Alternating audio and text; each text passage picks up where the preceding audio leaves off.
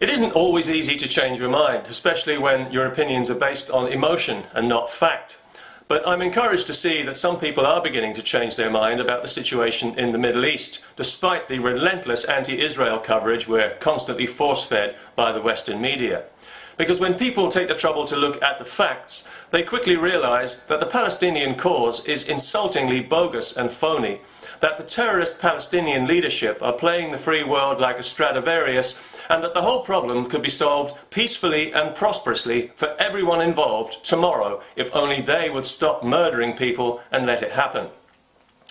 People also realize when they look at the facts that for all the talk of an apartheid state in Israel, the only apartheid you'll find in the Middle East is in Arab countries who won't allow their Palestinians to integrate, denying them the most basic of human rights and condemning them to generations of misery and resentment because they need the refugee camps to remain permanently, festering like open sores, to gain sympathy from the gullible West and to con millions of good-hearted people here into supporting their religious war of hatred against Jews, all Jews. Indeed, the Hamas Charter specifically calls for the killing of all Jews, just in case anyone was in any doubt.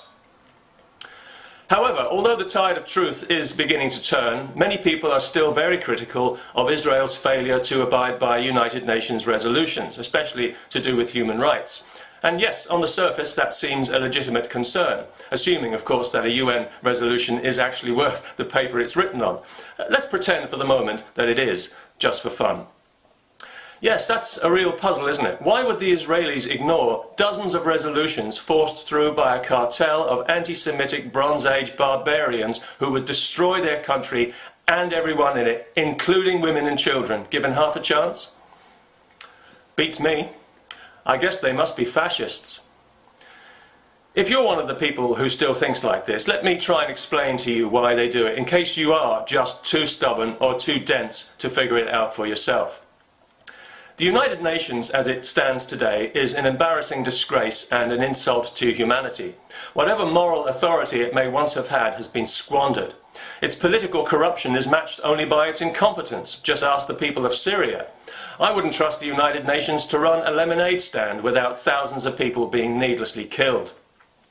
Among its many failings, the United Nations encourages Islamic religious hatred and racism to dress itself up in the language of human rights, repeatedly allowing its Human Rights Council to be steamrolled in this regard by a cartel of 57 mainly dictatorships and theocracies known as the Organization of Islamic something or other. They keep changing it and I can't be bothered to keep up. I don't really care what they call themselves. It's enough to know what they are, and that's brutal, barbaric Islamic hellholes that nobody in their right mind would choose to live in, and whose own human rights records are not only worse than Israel's, but immeasurably worse. Countries like Iran, where they execute children. Sudan, where they practice slavery and casual genocide. Pakistan, which is supposed to be a democracy, but which is actually a dictatorship of religious ignorance, violence and fear, and where every year 1,000 women are murdered by members of their own family. And of course, Saudi Arabia, the black hole of Islamic barbarism, the world's leading source of terrorist funding, and the absolute moral anus of the universe. These are some of the countries behind the blizzard of resolutions directed at Israel. Countries that belong on the high moral ground the way a rattlesnake belongs in a lunchbox. Countries united by a virulent religious hatred of Jews for being Jews. These are the loudest voices at the United Nations, so of course the Israelis ignore them. It would be suicidal not to. When it comes to Israel, the United Nations is a crooked court with a jury full of hanging judges, and it doesn't get any more corrupt than that. And frankly, I'm baffled as to why the Americans still tolerate this disgusting travesty on their soil and pay all its bills. They should kick it out of the country and tell it to relocate to Tehran or Islamabad, where the Organization of Islamic Fascists can go ahead and pass all the fancy resolutions they like, all written out in the most beautiful Arabic, and then promptly shove them where the sun don't shine.